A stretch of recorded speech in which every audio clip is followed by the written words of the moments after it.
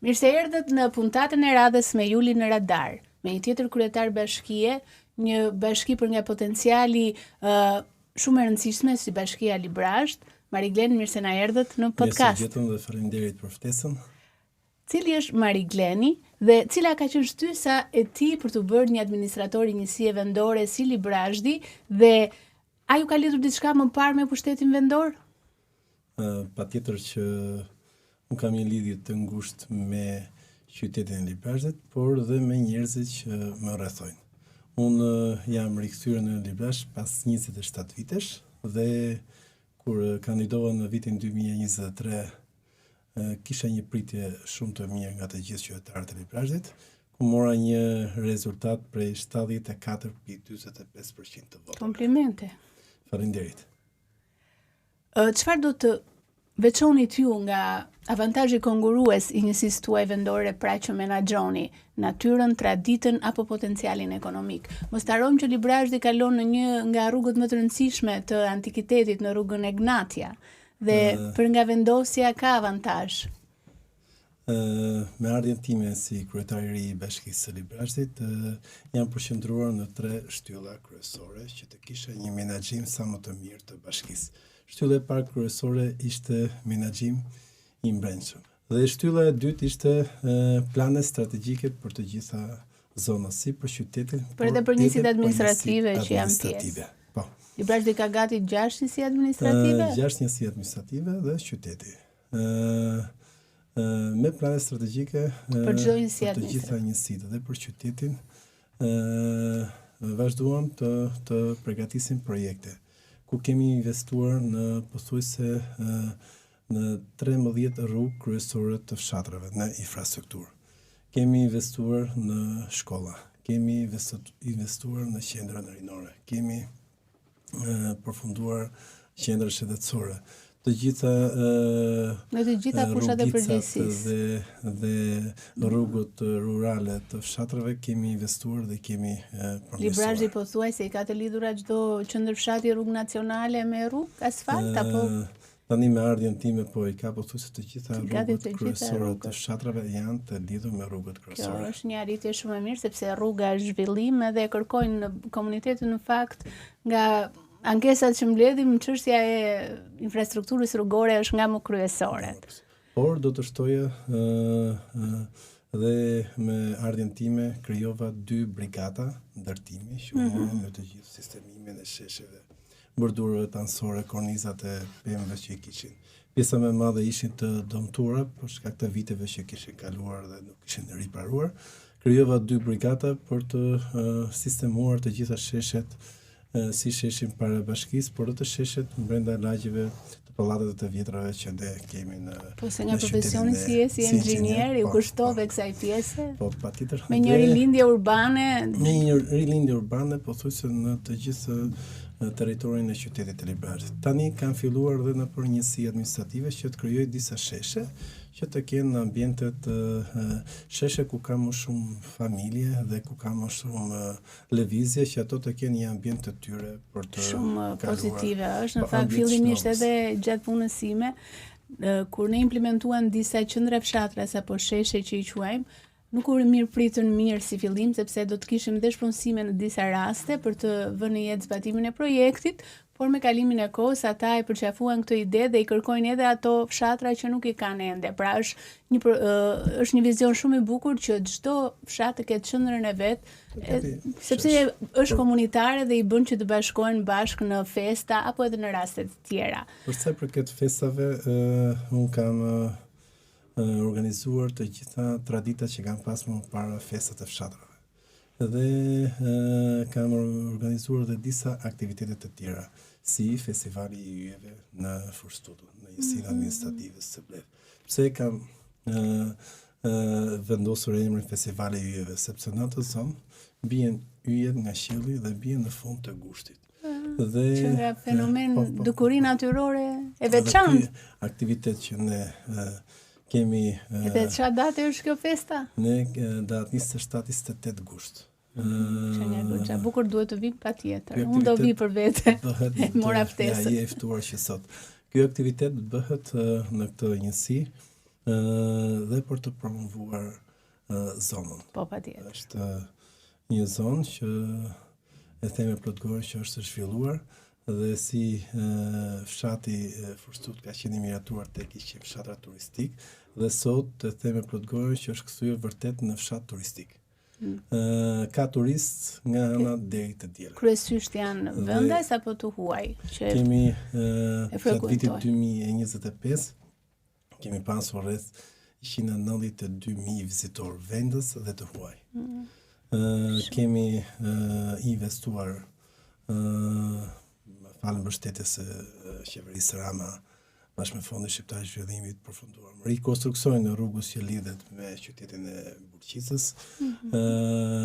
Pas përfundimit të rrugës kemi investuar tek liçeni i Forstutës, një shëndetare shumë bukur me parking, me pistë për bicikleta, me ambiente rekreative, po jemi në fazën e zbatimit të një zipline, që kemi edhe disa balkone panoramike që po i ndërtojmë po prapë në këtë njësi, dhe shumë shpejt do përfundojnë dhe do jetë në shërbim të gjithë vizitorëve që vinë dhe vizitojnë. Si duket në vizionin tuaj është krijimi i një city pulse për qytetin dhe zonave që e kanë këtë potencial. Para disa ditësh në 16 maj, mos gaboj, nuk kishit festën e Shebenikut. Jo, me 16 apo Ignatia Fest. Ne kemi çelur sezonin turistik. Bashkia Librasht është viti i tretë që ne çelim sezonin turistik. Kemi në bashki para marrëdhjen time si kryetar bashkie, në strukturën e bashkisë ne krijuam dhe drejtorinë e turizmit. Kemi bërë një punë shumë të mirë me drejtorinë e turizmit. Se kur krijuam atëherë, shumica më e madhe e stafit thonin pse do kryetari drejtorie e turizmit, çfarë turistish ka Librasht. Nuk ka qenë pjesën e mentalitetit të administratës në lidhje me drejtorinë e turizmit. Por me programi që kemi dhënë që të ndjekë drejtoria e turizmit, kemi bërë një punë shumë të mirë në fillim të hodhëm të gjitha resurset turistike që kemi në bashkinë tonë, i hodhëm në Google. Kemi hedhur sot edhe të gjitha farmacitë që ndodhen në qytet. Supozojmë një ka qenë një projekt inovativ i bërë nga ana juaj apo nga ndonjë donator? Pjesa e kësaj. Nga bashkisë. Me staf nga bashkia, drejtor përgjithës zyre dhe specialistët që marrin rrogën nga bashkia, kanë bërë një punë shumë të mirë me promovimin e të gjitha zonave dhe hedhjen në Google të gjitha resurset turistike, biznesit që kemi, bujtinat që kemi, farmacitë, siç e thash pak më parë. Një semur kalon në Librasht, është përtikur, në Greqi është përtikur, Maqedoni, çfarë bën? Hap Google, shikon farmacinë direkt nga Google, shkon te farmacia me ilaçin. Po, e ndihmon në aksesin e shërbimeve. E ndihmon dhe në bujtinat, restorantet që kemi në parku kombëtar që kemi ne. E orienton turistin drejt destinacionit që ata kërkojnë. Një bukuri fantastike e Shebenicës është dhe zonë mbrojtur, kjo pjesë nga ana juaj dhe një potencial shumë i mirë dhe për paketën e maleve. Besoj Bashkia e Librasht ka një kombinim të veçantë, ose si që mund ta quajmë si qytet unik, që ka natyrën, që kemi parkun kombëtar Shebenik, dhe nga ana tjetër, nga ana e majtës parku kombëtar Shebenik, nga ana tjetër është rruga Ignatia, ure Kamarës, që është monument kulture, që ndërthuren dhe në parkun kombëtar Shebenik është zonë mbrojtur që ruhet nga UNESCO dhe nuk janë lejuar asnjë ndërtim dhe nuk janë prerë pemët pyjet që janë pjesë e parkut është në pyll. Më nuk ka pasur ndërhyrje në park, ka pas. Dhe kemi ndërtuar disa shtigje brenda parkut, ku bashkë me drejtorinë e zonave të mbrojtura kemi mundësuar shtigje të ndryshme brenda parkut. Parku 80% e parkut monitorohet nga kamerat dhe kontrollohet. Dhe ka shumë vizitorë që vinë çdo ditë dhe vizitojnë parkun kombëtar Shebenik. Së fundi keni organizuar ju me sa pash nga rrjetet sociale një aktivitet shumë të bukur me diasporën në Londër. Mund na thoni diçka që u bëri mbres nga ky takim dhe qëllimi i takimit i organizuar nga ana juaj ka pas lidhje dhe me paketën e maleve, besoj? Para një muash, unë me vendim Këshillit Bashkiak kemi krijuar dhe drejtorinë e diasporës. Drejtoria e diasporës, ne jemi në, dhe mund të them para pak ditësh kemi krijuar dhe rrjetet sociale si në Facebook, si në Instagram, për të gjithë qytetarët që janë në origjinë nga liberalët që jetojnë në shtete të ndryshme jashtë territorit të Shqipërisë. Ato dy faqe që kemi krijuar, faqet online, janë në shërbim të gjithë emigrantëve që ndodhen jashtë kufive. Kanë një problem, duan të marrin një vërtetim, duan të për çdo problematikë që kanë i adresojnë në këtë janë të faqe. azhurnuar që në orëmjet i Albanias që ato të marrin shërbimin në dur, ato mund të shkojnë direkt të faqe dhe të marrin shërbimin nga specialistët që kemi ne që punojnë për t'ju kthyr përgjigje kërkesave dhe ankesave që kanë emigrantët që janë jashtë kufive të Shqipërisë. Në Londër isha i ftuar në atë aktivitet që ishte Sofra e Liberalësit, një aktivitet që organizohet për herë të parë.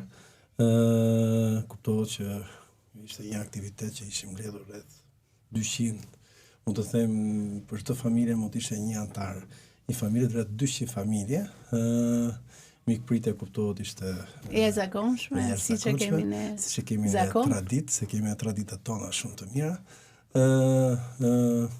Kuptohet që ishte një natë ndryshe nga natët të tjera, por pastaj gjatë diskutimit i bëra ftesë të gjithë atyre që kanë mundësi të vinë. Pas së futmi ishte një mbledhur dhe Komisioni i Ekonomisë për financimin e këtyre projekteve nga Banka Europiane.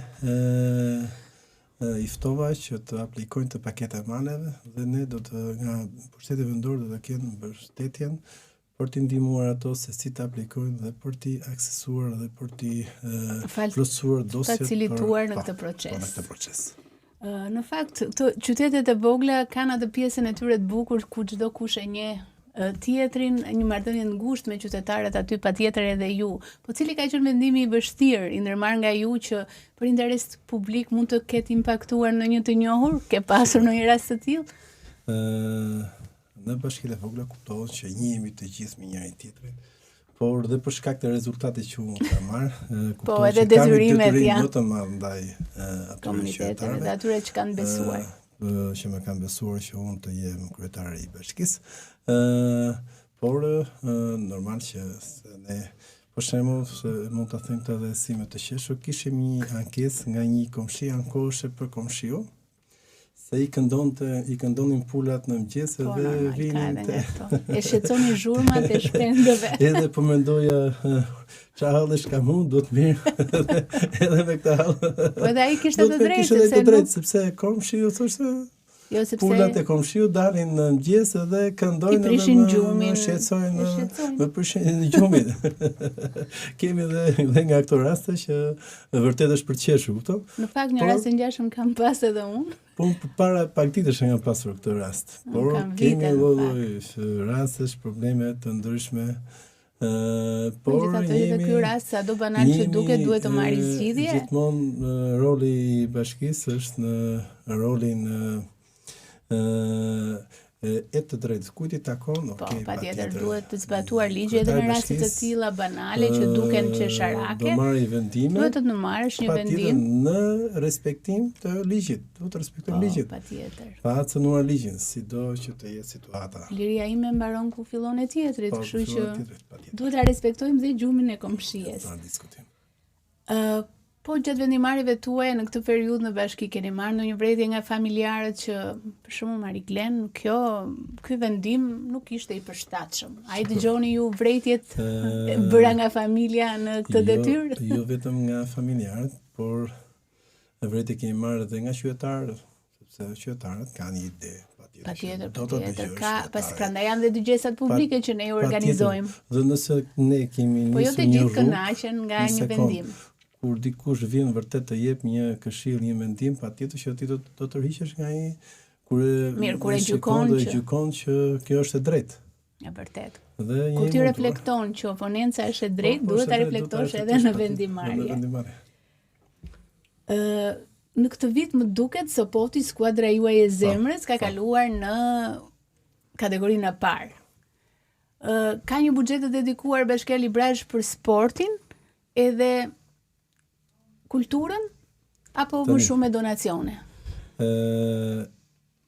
Klubi i Sopotit ngjitet pas 10 vitesh në kategoritë parë. Kjo kuptohet që unë dua të falenderoj të gjithë futbollistët, këshillit teknik ose zyrat teknike, stafit teknik dhe të gjithë qytetarët që e mbështetën ekipin e Sopotit në atë sfidë që kaloi dhe unë ngjitem në kategoritë parë. Qytetarët e Librazhit e ndjekin ekipin. Janë dashamirës të sportit? Janë dashamirës dhe në disa ndeshje të fundit, si në Vlorë, por dhe në Tiranë që kishim me Shirokën, kishim rreth 2500-3000 ndjekës. Tifoz. Po që vinë dhe shikojnë futbollin. Në Vlorë kishim shumë, si ishte ndeshja pothuajse që ndeshja e fundit që neve na ngjiti në kategoritë parë. Është për një punë shumë e mirë nga ekipi jon. Kuptohet nuk ishte lehtë për të patjetër që ka sfida në fakt sporti në këto bashkitë e kategorive tona. Unë nuk jam natyrë që i ndjek të gjitha ndeshjet sepse për shkak të kohës, por dhe nuk është që e kam shumë qef futbollin. Unë voleybollin e kam pas qef. Por synimi i radhës është kam fitimi kupës.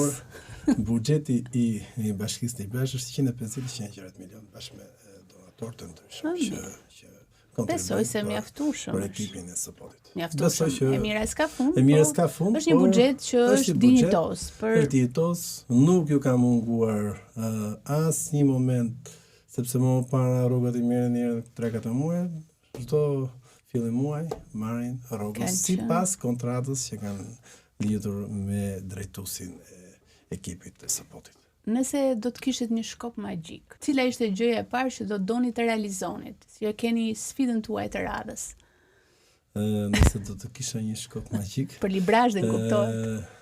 Zhvillimi ekonomik, financiar i bashkisë dhe do të mundsoja që të gjithë të rinjtë të qytetit të Librazhit të punsojen në bashki, që mos më ishin nga Librazhi, por të jepnin kontributin e vet në zhvillimin e qytetit të Librazhit. Edhe ta shikonin atë si shtëpinë e tyre. Si shtëpinë e tyre. Sepse ne jemi shumë afër me Tiranën. Me përfundimin në rrugës së Korridorit 8, ne afrojmë për 30-35 minuta. Bëni dhe ju një lagje e kryeqytetit. Ne dalim si lagje qyteti kryeqytetit. Edhe do të ketë patjetër. Megjithëse këto do të bëjë të mundur që ata të rinë aty, besoj, sepse do të shkojnë në kryeqytet edhe për një mbrëmje do të kthehen prapë në shtëpitë e tyre. Po dhe drejtoria e turizmit, por edhe drejtoria që kemi krijuar tani për diasporën, jam staf i ri. Bëmë një punë shumë të mirë në lidhje me pagat, qeveria Rama na mundësoi rritjen e pagave dhe Bashkia Librazh ka rritur 100% pagat. Pse rrita 100%, që mos më ikin ato që dhe të marrin të ri dhe të punsohen të ri. Të jetë atraktive për profesionistët kryesisht. Të kenë 2 lekë xhep për të përballuar shpenzimet. Rritja e pagave këtë bën që bëhet atraktive dhe për profesionistë. Një specialist i Bashkisë Librazh, pothuajse është i njëjtë me pagën e specialistit të Bashkisë Elbasan. Po, kjo u arrit me këtë vendimarrje të qeverisë. Në fakt ato çfarë ju keni bërë kryesisht i përmendet, po cilat janë 3 projektet sfidante tuaja për mandatin buxhetin afatmesëm të bashkisë suaj? Për buxhetin afatmesëm, siç e thash edhe pak më parë, është zhvillimi i turizmit malor, është prioritet. Kemi shumë projekte të tjera që kemi ndarë me loti parë, loti 2, loti 3, që janë rikonstruksioni i rrugëve kryesore të fshatrave, sepse paralelisht me rikonstruksionin e rrugëve kryesore të fshatrave, unë zhvilloj dhe turizmi malor. Po patjetër janë të ndërthurur. Sot të them me plot gojën dhe qyteti Librazhit nuk është më qytet tranzit që njerëzit thjesht kalonin dhe ikshin, shkonin në Maqedoni, Greqi, Korçë, Përgatec. Sot vërtet është kthyer si një qytet me destinacion turizmi malor. Dhe turist ke si në qytet, por edhe të gjitha njësitë administrative. Kjo është falë punës së mirë të bërë në lidhje me rikonstruksionin e rrugëve kryesore të fshatrave, por edhe me nxitjen e sitipulsit, aktivitetet e ndryshme. Tani me rrugët kryesore që janë të rikonstruktuara, ne me ligjin e paketës së maleve kemi rreth 260 aplikimeve që kanë aplikuar për paketën e maleve. Dhe numri i konsiderueshëm. Po, është një numër i konsiderueshëm. Shumica e këtyre janë banorë që kanë qenë në origjinë nga ESO, që kanë shprehur dëshirën, kanë sjellë projektet për të investuar në vendimjet e tyre. Edhe që do ta impaktoj patjetër ekonominë lokale. Po. Edhe fundit, jo për nga rëndësia, po sepse edhe në mendimin tuaj të pranë Komisionit të Reformës që ishit për reformës territoriale me ç'a e kam ndjekur, Librazhti ka qenë në ndërrjethin atë kohë. Ju jeni dakord që të shkrihet bashkë me Bashkinë e Prenjasit? Keni këtë pritshmëri apo? Shiko. Unë jam pro reformës, nismës së reformës territoriale. Kuptohet që reforma territoriale do ta mbështes që reformë të jetë në shërbim të qytetarëve sa më shpejt. Reforma territoriale gjithmonë kuptohet kanë dhe ato probleme të veta dhe mund të na ngelin dhe shumë të pakënaqur pse do bashkohen ose pse të shkojnë. Mund të bashkohen edhe Bashkisë Elbasan. Se mund të jetë edhe një variant e tillë. Po, dhe një variant e tillë është. Librazhi mund ta marrë edhe Elbasani, dhe Prensi mund ta marrë prapë Elbasani. Në fakt unë jam kundra krijimit të këtyre bashkive të mëdha, mendimi im personal, sepse duhet që të ruajnë dhe identitetin e zonave, po edhe afërsinë dhe shërbimin ndaj qytetarit. Besoj që është një këndvështrim që është ngritur edhe nga dëgjesat e fundit. Ke informacione dhe vetë kryetari i bashkisë dhe di që në të gjitha fshatrat kanë ikur shumë banor. Ne duhet të nxisim që ata banorë që kanë ngelur të rinë aty dhe pse mos të kthehen dhe të tjerë nëse ne i fuqizojmë bashkitë e vogla. Shumë të mirë me paketën e maleve që këto banorë të rikthehen prapë dhe janë rikthyer shumë. Po pra, ka incentiva që mund të përdoren. Dhe me turizmit janë rikthyer shumë. Kanë krijuar. Mirë, patjetër, ne duhet të synojmë drejt kësaj, jo drejt largimit edhe atyre të banorëve drejt qendrave të mëdha. Sepse nëse merret një nisëm për bashkimin e Librazhit dhe Prensit do jetë pjesë e Bashkisë Elbasanit, patjetër prapë do jenë pro, nuk diskutohet. Është një këndvështrim i juaj ky, edhe unë e respektoj, megjithatë unë ndaj një mendim ndryshe nga ju. Sepse shumë bëjnë shumë pyetje dhe shumë qytetarë të ndryshëm. Kryetar do jesh prapë kandidat. Unë ju kam thënë. Unë do punoj sikur do jem prap kandidat për Bashkinë e Librazhit. Por edhe nëse nuk jam, do mbështes atë që do jetë. Nuk është e rëndësishme, këtu nuk flitet për individ, këtu flitet për të pasojat sociale që mund të ketë bërja ose jo një reforme të caktuar. Ju faleminderit, ishte kënaqësi. Faleminderit, ishim në puntatën tonë me Julin në radar për të sjellë një tjetër vështrim mbi njësitë vendore, sot pikërisht për Bashkinë e Librazhit, kur ne mësuam gjëra të reja në lidhje me këtë territor, potencialet e saj, edhe pikpamjet e administratorit të kësaj njësie mbi shumë fenomene që ndodhin në këtë bashki. Ju faleminderit, Mariglen. Shumë faleminderit. Ishte kënaqësi. Gjithashtu kënaqësi.